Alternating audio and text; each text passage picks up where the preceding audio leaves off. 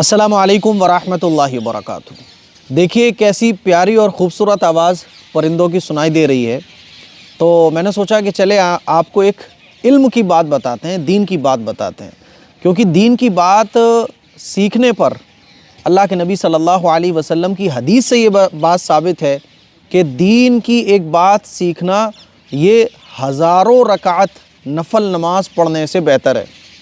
तो मैंने सोचा क्यों ना चलो बैठे बैठे यहीं एक बात जहन में आई कि आप लोगों के साथ शेयर करूं। दीन की बात यह है कि बाज़ दफ़ा होता है ना, माइंड में आता है कि खैर व बरकत के लिए घर में कौन सा परिंदा या जानवर पाल सकते हैं। बाज़ जानवर तो वो हैं जो पालना मना है शरीयत में, जैसे कि कुत्ता पालना ये मना है।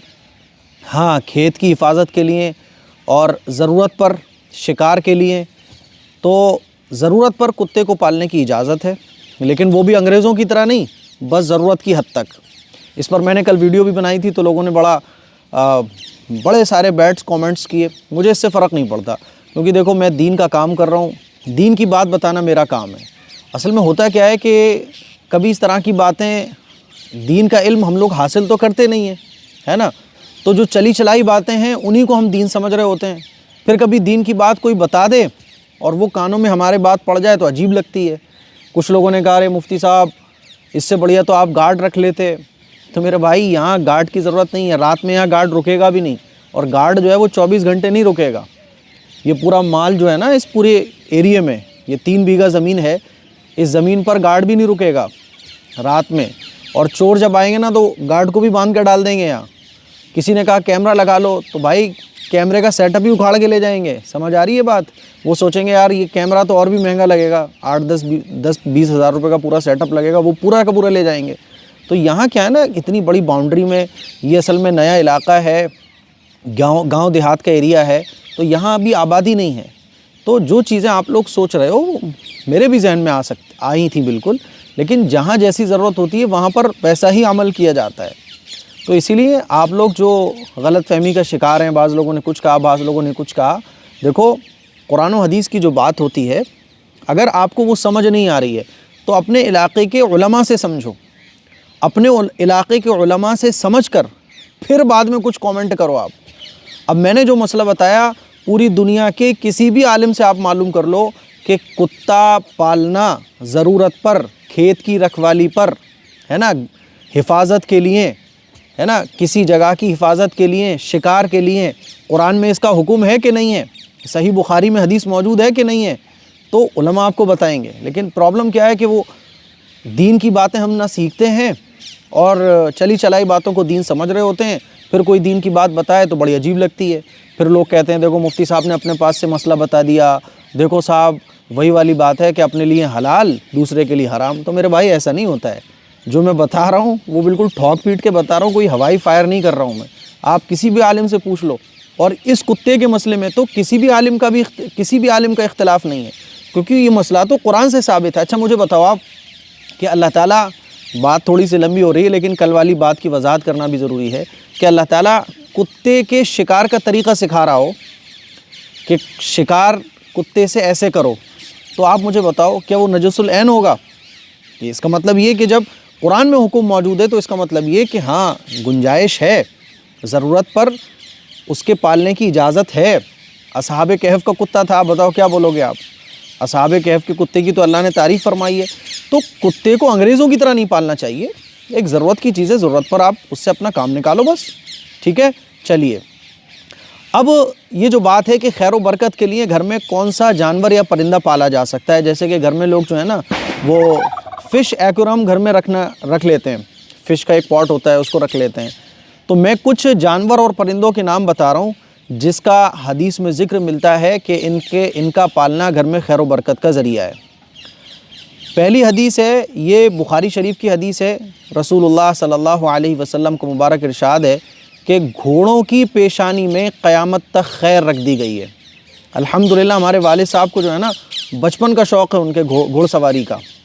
घुड़सवारी ये अल्लाह के नबी की सुन्नत भी है ना। हुजूर बड़े से बड़ा बेहतरीन घोड़ा जो किसी के काबू में नहीं आ रहा, हुजूर उसकी सवारी किया करते थे। एक घोड़े के बारे में मशहूर है कि वो घोड़ा किसी के काबू में नहीं आता था। रसूलुल्लाह सल्लल्लाहु अलैहि वसल्लम को एक मरतबा अर्जेंट कहीं जाना था, تو حضور اسی گھوڑے پر سوار ہو گئے اور اسی گھوڑے کو دوڑا کے لے گئے۔ حضرت عمر فاروق رضی اللہ تعالیٰ عنہ کے بارے میں آتا ہے کہ کئی فیٹ کی دوری سے اچھل کر گھوڑے پر بیٹھ جاتے تھے۔ یہ جو ہمارے یہاں گھوڑی ہے میں دکھاؤں گا ابھی، تو اس پر بیٹھنے کے لیے جو ہے نا وہ کرسی، پھر اس کے اوپر میں چڑھتا ہوں، میرے جیسی ہائٹ کا بندہ چڑھتا ہے، لیکن آپ صحابہ کے بارے میں پڑھیں، بہترین گھوڑ سوار تھے وہ، ہے نا۔ تو ایک جانور ہے گھوڑا، جس کے بارے میں حضور کا ارشاد ہے کہ گھوڑوں کی پیشانی میں قیامت تک خیر رکھ دی گئی ہے۔ دوسرا پرندہ ہے وہ کون سا پرندہ ہے؟ مرغ۔ حضور کا ارشاد ہے کہ مرغ کو گالی مت دو کیونکہ وہ نماز کے لیے جگاتا ہے نا، کیونکہ اس سے خیر پھیلتی ہے۔ تو دوسرا جانور جو گھر میں خیر و برکت کے لیے آپ پال سکتے ہیں وہ ہے مرغا، مرغی، ہے نا۔ اسی طرح سے تیسرا جانور ہے بکریاں۔ حضور کا ارشاد ہے کہ بکریاں رکھو کیونکہ اس میں برکت ہے نا۔ اور یہ تمام حدیثیں ابن ماجہ، بخاری شریف، ہے نا، جو حدیث کی کتابیں ہیں اس میں سے میں بتا رہا ہوں آپ کو۔ چوتھا جانور ہے اونٹ رکھنے والوں کے لیے اللہ کے نبی صلی اللہ علیہ وسلم کا ارشاد ہے کہ اونٹ رکھنے والوں کے لیے اونٹ باعث عزت اور بکریاں باعث برکت ہیں، گھوڑوں کی پیشانی میں قیامت تک خیر رکھی گئی ہے۔ تو یہ 4 جانور ہیں اور اس میں ایک پرندہ ہے مرغ، جس کے بارے میں حدیث سے پتہ چلتا ہے کہ اس میں خیر و برکت ہے۔ مغرب کی نماز کا وقت ہو گیا تھا، تو ویڈیو کو میں مسجد میں نماز پڑھنے کے بعد مکمل کر رہا ہوں۔ تو یہ ٹوٹل 4 بنتے ہیں، 3 تو جانور ہیں، نمبر 1 گھوڑا ہے نا، اللہ کے نبی کا ارشاد ہے کہ گھوڑے کی پیشانی میں برکت ہے نا۔ دوسرا آپ کا ہو گیا بکری، تیسرا اونٹ، اور ایک پرندہ ہے جس کو کہا جاتا ہے مرغ، ہے نا۔ تو حدیث میں ان 4 کے بارے میں تو ذکر ہے، باقی جیسے کہ طوطا پالنا، خرگوش پالنا، کبوتر پالنا، تو اور بھی چیزیں آپ پال سکتے ہو، نو پرابلم، اس میں کوئی منع نہیں ہے، لیکن خیر و برکت کا جو ذکر ملتا ہے وہ ان 4 کے بارے میں ملتا ہے، ٹھیک ہے۔ تو مجھے امید ہے کہ یہ ویڈیو آپ لوگوں کو بہت پسند آئی ہوگی، آپ کو بہت ساری علم کی باتیں سیکھنے کو ملی ہوں گی۔ اور ایک بہت امپورٹنٹ بات جو میں آپ لوگوں سے کہنا چاہتا ہوں کہ میں آپ لوگوں کو علم سکھانے کی کوشش کرتا ہوں۔ بعض دفعہ موٹی چیزوں سے نکل کر ہم تھوڑی گہرائی میں جاتے ہیں تو وہ چیزیں آپ کو بڑی عجیب سی لگتی ہیں، کیونکہ ہم لوگ علم تو حاصل کرتے نہیں ہیں، ہے نا۔ وہی چلی چلائی باتیں، وہی موٹی باتیں ہم لوگوں نے سنی ہوتی ہیں، لیکن جب کوئی ڈیپ جا کے کوئی علم کی بات بتاتا ہے تو ہمارے سمجھ میں نہیں آتی ہے۔ اسی لیے آپ تھوڑا سا علم کو سیکھنے کی کوشش کیا کریں۔ کوئی چیز اگر ایسی لگ رہی ہے جو آپ کو سمجھ نہیں آ رہی ہے تو اپنے مسجد کے علماء سے، مفتیان اعظام سے جا کر معلوم کریں کہ بھئی مفتی صاحب نے ایسے بتایا ہے۔ اب میں قرآن مجید کی آیتوں سے آپ کو پڑھ کر بتاؤں، حدیث سے آپ کو بتاؤں، لیکن کیا کروں کہ بس وہ چیزیں جو چلی چلائی ہیں وہ اتنی جم چکی ہیں، سالوں سے ہم ایک ہی بات سنتے آ رہے ہوتے ہیں، تو اگر تھوڑا ڈیپ جا کے کوئی بتائے تو وہ جلدی سے ہمیں سمجھ نہیں آتا ہے۔ مجھے امید ہے یہ ویڈیو آپ کو پسند آئی ہوگی، اس کو شیئر کریں، دوسروں تک پہنچائیں۔ السلام علیکم ورحمۃ اللہ وبرکاتہ۔